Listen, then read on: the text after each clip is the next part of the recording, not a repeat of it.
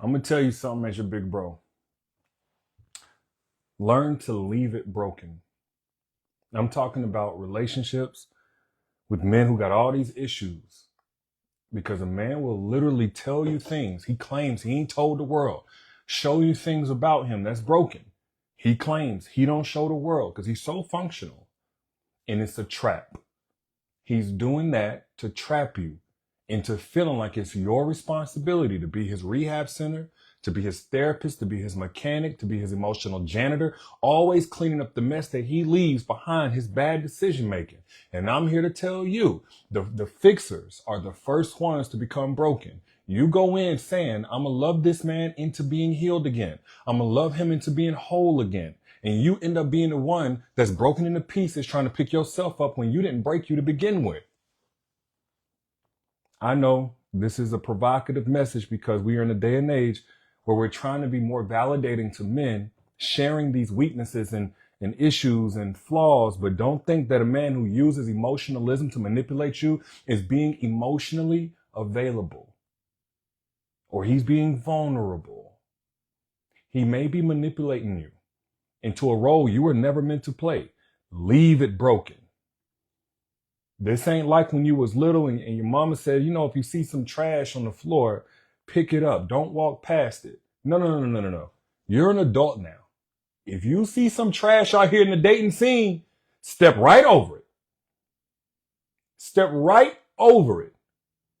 Leave it broken. I can't say this enough because those of you especially who are empaths and you love girls and you got a heart and you know what it was like whenever you needed somebody. You just want to help everybody that you come across and you just don't want to leave them alone. And you want to be that shoulder they can cry on, but you end up being that back that they stab you in. That's what happens. And let me say this. If you're a woman listening to this right now, because I know it's a shame. It's a shame-ridden journey whenever you try to do this and you probably shouldn't, but you do anyway. But you don't have to hold that shame. You don't have to hold the shame of trying to love somebody who you saw was difficult to love because you probably saw you in them. In the sense that at some point you didn't have nobody to love you. When you were broken, you had people who ran away from your brokenness. The difference is you weren't willing to bleed on other people. And that's why you got to leave it broken. Matter of fact, let me say this. If you've ever, any woman listening to this, you don't hear nothing else I say. If you ever try to love a man into his potential, if you ever try to love a man back into being whole when he came to you broken, if you ever tried to play the role of his peace while he kept you in constant chaos, this message is for you. And so is my book, Don't Forget Your Crown, because I talk about this. How to recover your crown after you dropped it for somebody else who didn't know how to hold you. And yes, the book is on Amazon, but you don't have to buy it. It's $30 or something like that on Amazon. I'll give it to you free. If you can relate to anything I've said so far, just the topic at hand, I will literally gift you my book for free. Comment the word crown. If you are a reader or you like audiobooks, I'm going to gift you my best-selling book. It's on Amazon right now. This isn't normally a free thing. I'll gift it to you for free. Comment crown. So that way everybody here leaves with some type of resource that keeps you from repeating old patterns ever again. My book, Don't Forget Your Crown, has blessed thousands and thousands of women who have done this and wanted to turn the tables and put the power back in their hands. Again, it's absolutely free. If you comment the word crown, I'll send it to you. Let me make sure it sends out. But back to what I was saying, I really don't know who needs to hear this. You with this man and you think because you got your flaws too, that all these flaws are created equal and they really are not. You see a man with unhealed trauma and you think, well, I can love him through this. That's real love. You meet a man with commitment issues and you say, well, I'll be the one to make him change that. I'll be the one to inspire him and prove to him not everybody's going to leave him. You meet a man who's emotionally unavailable and you decide, my patience is going to allow him to open up. It's going to be what shows him he'll open up. He can open up here. But here's the truth. You are not a rehab center for broken men. You're a woman who deserves a partner, not a project. That broken thing, that relationship, when I say thing, I'm not talking about the man himself, but that aspect of him that you keep trying to fix, leave it broken. Not because you lack empathy, not because you lack compassion, but because his healing is his assignment, not yours. And by trying to make it your assignment, you're going to be the one that fails. Daniel Bird says, tired after 25 years. That's exactly what happens. You get exhausted. And I'll tell you why a lot of times this happens. And I know this is going to be something that offends a lot of people, but I mean, I'm here to tell the truth. Nothing but the truth. So help me God. It's usually a mother or a father wound where you had parents that required you to hold their emotions and to compensate for their emotions and their stress and to navigate it in order to be loved. You had parents that may have struggled with emotional regulation and things they were going through and the money problems and relationship problems and everything else. And you felt like you had to be there for them and to navigate those landmines in order to be loved. It basically taught you that love means fixing people. But that's how caretakers are made, not how partnerships are built. And you're not this person's caretaker. You're not. I know we all have things that have gone on in our childhood. It doesn't make you damaged beyond repair or anything like that. But if you were raised by a broken parent, even though they did their best and they loved you and they provided shelter and they did all of those things, you may confuse nurturing dysfunction with demonstrating love. Your childhood template for love, it was probably somebody who was working overtime to save someone who wouldn't save themselves or maybe didn't have the tools. That doesn't make you a bad person. But when you put this in perspective, you understand how to not overplay your role in your adult relationships that's only making you continue to pattern. This is not how you get love.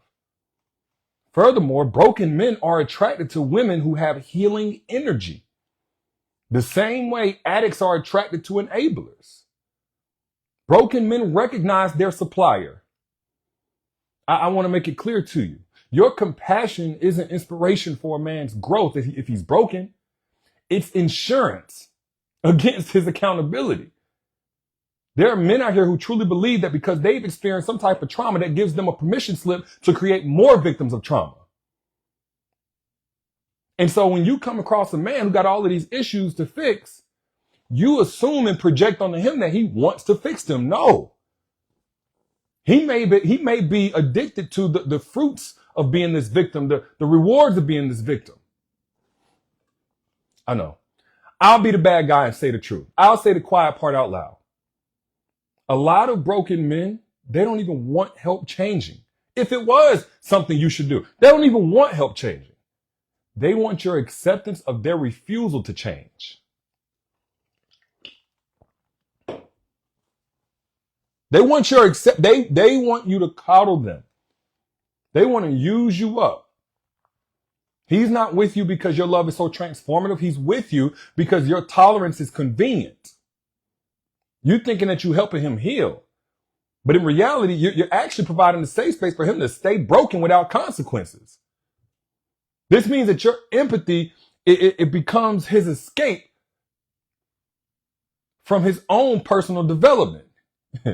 Every time that you accept less, you're just confirming that he never has to become more.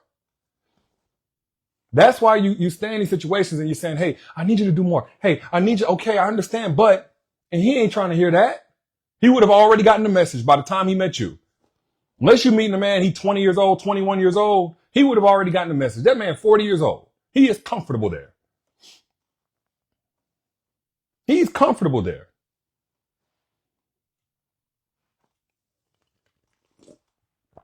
Leave it broken. Stop feeling guilty because you don't jump in the rescuer mode.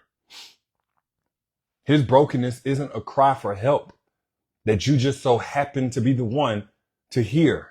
It's bait that you voluntarily swallowed. See it for what it is. It doesn't make you callous. It doesn't make you mean-spirited. It just means you understand that broken men, a lot of times, they don't accidentally attract fixers. They actively seek out those women whose wounds match their needs. Yes, it is a wound. If you have a helper complex, that is a wound. And his helplessness complex found you by design, not by coincidence. Like, I know I didn't say this was going to be an easy message to hear, but I say this with love. Because a man will come in, and what he'll do is he'll tell you about his traumatic childhood, right? And it's not even because he wants to be vulnerable with you. It's to set the expectations low. He'll share his past heartbreaks, not because he wants to open up to you, but because he wants to justify his poor treatment that he's going to give you. He'll reveal his struggles, not to be authentic with you, but to manufacture your sympathy. You thought you were connecting with him and he would be in a safe space. No, he was constructing a narrative where you tolerate his dysfunction because you understand his pain. That's what he was doing. Every hour you invest in fixing this man is an hour stolen from building yourself, and he knows it. He knows it.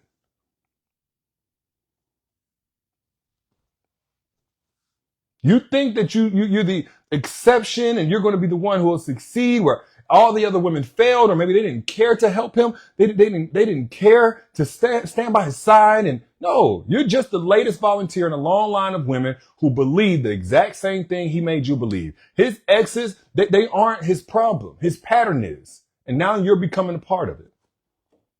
Unless you leave it broken. I know. Well, you're supposed to be there for him. Be there from a distance, not with your heart, not with your mental health at his disposal. If you're going to be there for him, be there from a distance. Be a text message away. Not trying to build a life with somebody who hasn't built themselves up so that they can truly love somebody without breaking that person. The woman before you thought her love was special too, and the one after you was going to think the exact same thing. Leave it broken. I know. This sounds callous. I'm not trying to be messed up. I have all the empathy in the world for men who are, having challenges with their mental health. I've had my own challenges. But guess what? That was nobody's work but mine to do. Whenever I was at my lowest and at my darkest, that was nobody's work but mine to do. Support system, great. But work, that was on me. And you might mess around and come across a man, somebody said it, NPDs, narcissistic personality disorder having men. Covert narcs actually leverage the victim narrative.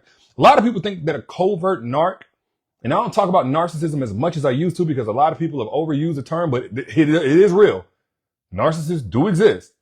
Covert narcs aren't the ones who are just really manipulative and secretive.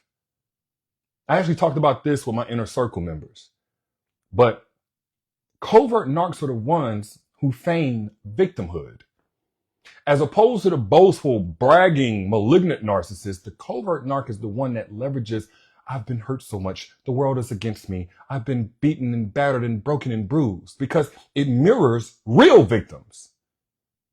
And that's who they're looking to connect with to further victimize.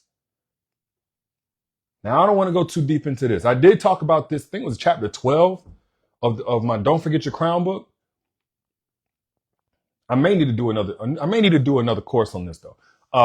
But yeah, comment the word crown. I talked about this in chapter 12, the covert narc, the deceitful nature of a covert narc, and it's completely separate from all the stuff I heard on YouTube. And oh my gosh, comment the word crown. I'll send you the full book for free. It's inside my inner circle. So back to what I was saying.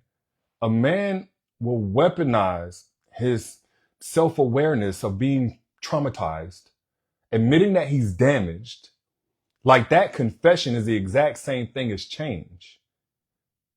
And I'm not sitting here bashing broken men. I want to reveal some of the tactics of these broken men who break others. A lot of them have mastered naming their issues while refusing to address them. Don't confuse the two. Because he can name his issues.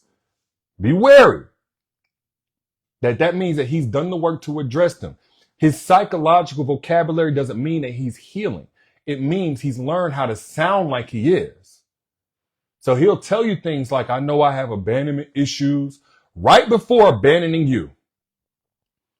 He'll say, I'm aware that sometimes I self-sabotage, right before sabotaging the relationship. He'll read all the therapy books. He'll know all the trauma terminology, all the therapy speak. He can articulate his patterns with academic precision, but never actually disrupt those patterns. This is the truth they don't want y'all to get.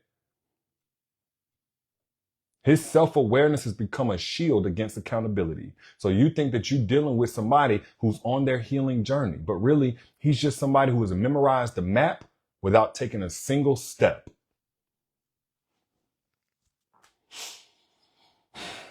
I don't know who this message is for. If so far something I said has resonated with you, just put your money away. I don't ask for that, but do pay it forward. Hit the share button so we can get this out to more people, because broken men are out here breaking other women at an alarming rate. And nobody's talking about it because we want to be empathetic. And I love that. We want to be supportive of men who are speaking up about what they're challenged with. I love that too. But it is being perverted. It is being used for the wrong reasons. And nobody's talking about that. Nobody's talking about that. And you don't have to be a casualty or a martyr for your relationship to work.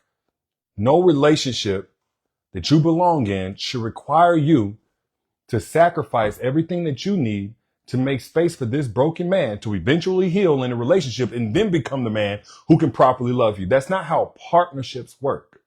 You can't be his therapist and his life partner. One is going to sacrifice the other. One has to sacrifice the other.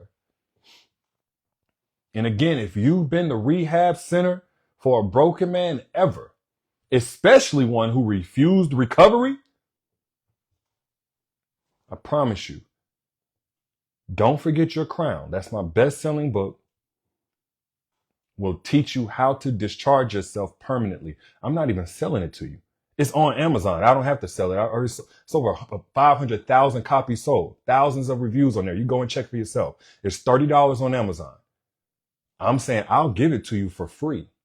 Comment the word crown. Matter of fact, I put the link down there in the comments. Comment the word crown. I'll send it to you because I want everybody within the sound of my voice to have the resources to stop this pattern. More and more and more women are out here getting hurt. And y'all, I get it. You want to be empathetic. You want to be caring. You want to be loving. You want to be soft. You don't want to judge him like men say the world does whenever we got pain and issues and mental health struggles. And, you don't want to be that place where the man always has to have all the answers. I get that. But you still shouldn't overcorrect to where you don't require that man to come in at least functional enough to love you properly. Just because you don't have a prejudice against men who are still doing the work, still got some work to do, that don't mean you should allow any man to come in bleeding on you from wounds you never created. No. Leave it broken.